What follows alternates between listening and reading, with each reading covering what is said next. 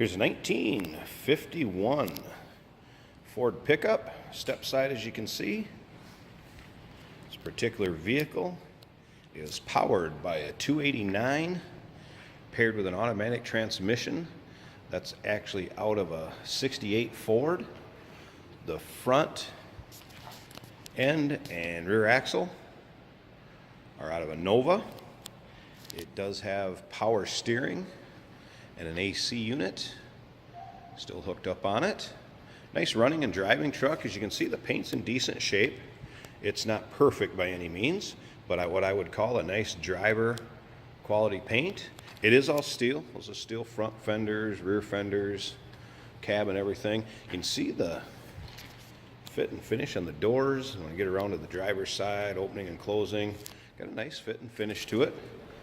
Battery has been relocated to the bed with the 289 being put up, as you can see there, with the 289 being put up in the front.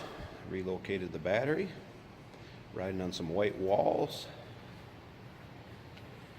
moon hubcaps. If you'd like to check out the underside pics, engine bay, interior, they can all be seen at uniqueclassiccars.com. Go ahead and fire this up for you, and you can check out the interior also. Nice two-tone look with the running boards and red paint. Again, you can see how the door fits on the driver's side, nice and even. Let's go ahead, turn the key, hit the starter button. See, nice starting and running vehicle, still retains pretty much stock gauges, stock dash.